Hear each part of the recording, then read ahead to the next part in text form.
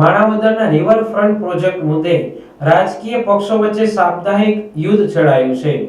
ત્યારે થોડા સમય પહેલા આમ આદમી પાર્ટીના ધારાસભ્ય ગોપાલ ઇટાલિયાએ આ રિવરફ્રન્ટ કોઈના સંભાળે તો હું સંભાળવા તૈયાર છું તેવું નિવેદન કરતા 2 દિવસ પહેલા માણાવદરના ધારાસભ્ય અરવિંદ લાડાણી તેમજ સાવજ ડેરીના ચેરમેન દિનેશ કટારિયા સહિતના આ રિવરફ્રન્ટ અંગેના ખુલાસા કરવામાં આવ્યા હતા।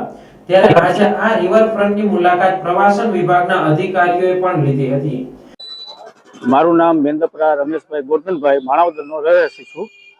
મારું કહેવાનું એ છે કે ગુજરાત સરકારે માણાવદરને રિવરફ્રન્ટ માટે કરોડો રૂપિયા જે તે વખતે જવાહરભાઈ પૂર્વ મંત્રી હતા તે વખતે આપેલા છે, તો આપણે એના માટે હાવ રિવરફ્રન્ટ ધૂળ અને ધાણી થાય છે, તો આનો સદુપયોગ થાય તે માટે મારું કહેવાનું એ થાય કે અવળા કરોડો રૂપિયા જો હાવ ધૂળ ધાણી થતા હોય તો એના માટે ઉદ્ઘાટન કરવું જરૂરી છે। તો 15મી ઓગસ્ટ નજીક જ આવે છે, તો કોઈ મિનિસ્ટર કે કેબિનેટ મંત્રી આવતા હોય અને આનો ઉદ્ઘાટન કરી શકતા હોય તો એ મારી નમ્ર વિનંતી છે। હું બિપિન પટેલ, દર્શન ચશ્માવાલા।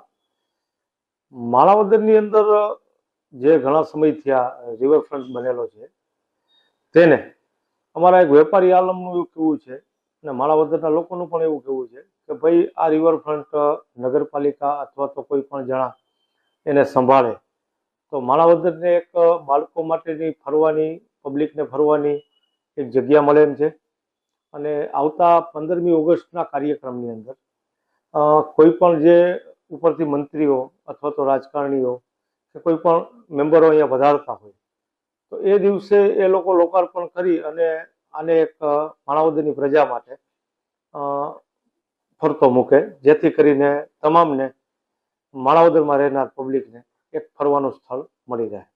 માણાવદરના નવનાલા પુલથી રસાલા ડેમ સુધી લોકોને હરવા ફરવા અને મનોરંજન માટે સુવિધા મળે તે માટે ગુજરાત પ્રવાસન વિભાગ દ્વારા 19 કરોડના ખર્ચે રિવરફ્રન્ટ બનાવવામાં આવ્યું છે, પરંતુ આ રિવરફ્રન્ટ બની ગયો તેને 2 વર્ષ જેટલો સમય થઈ ગયો હોવા છતાં હજુ સુધી ઉદ્ઘાટનની રાહ જોઈ રહ્યું છે। જય શાહ માણાવદર। ઘણા સમયથી માણાવદરમાં 2 વર્ષથી આ માણાવદરનું ઘરેણું મસ્ત રીતે તૈયાર થઈ ગયું છે, પણ એને લોકાર્પણ કોઈ રાજકીય રીતે કે કેની રીતે થાય છે અમને ખબર નથી પડતી, પણ લોકોને એવી માંગણી છે કે માણાવદરની અંદર ખાલી સાફસૂફના અભાવે કે કંઈક અમુક ખર્ચાના અભાવે જો આ ચાલુ ન થઈ શકતું હોય તો અમારી આ જે 15મી ઓગસ્ટ આવે છે ને જે જિલ્લા કક્ષાનો કાર્યક્રમ છે, તો અમને એક નિવેદન છે કે કોઈ પણ માણસ, કોઈ પણ રાજકીય નહીં પણ કોઈ પણ જણા આવીને આનું લોકાર્પણ કરે અને લોકો માટે જાહેરમાં મૂકે, જેના કારણે આનો ઉપયોગ થાય, આ લોકો બધા યુઝ કરી શકે। ને અમે પણ આ બધા કેટલા 2 વર્ષથી જેટલા મહેમાનો આવે છે ને દૂર દૂરથી બતાવી અને અમે જતા રહીએ છીએ, હજી ચાલુ આ થઈ શક્યું નથી। એટલે અમને એક નમ્ર નિવેદન છે આ લોકો તરફ કે ભાઈ આ સમયની અંદર આ ચાલુ ઝડપથી કરે અને બને એટલું કરે, લાઇટિંગો જેટલી છે એટલે સર્વત્ર ચાલુ કરે, જેના કારણે દરેક લોકો આનો ઉપયોગ કરી શકે અને માણી શકે, માણાવદરની જાહેર જનતા અને માણી શકે એવું નમ્ર નિવેદન છે। બને એટલું શક્ય એટલું વહેલું ચાલુ કરવા નિવેદન છે। ત્યારે કરોડો રૂપિયા ખર્ચ્યા રિવરફ્રન્ટ ખંડેર ના થાય તે પહેલા લોકો માટે ખુલ્લો મૂકવો જરૂરી છે।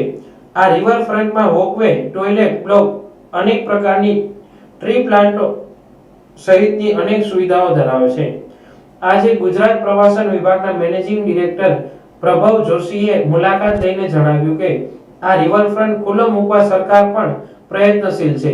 રિવરફ્રન્ટમાં જે નાના મોટા ખૂટતા કામોની સમીક્ષા કરીને પૂરા કરીને ટૂંક સમયમાં ઉદ્ઘાટન કરવામાં આવશે।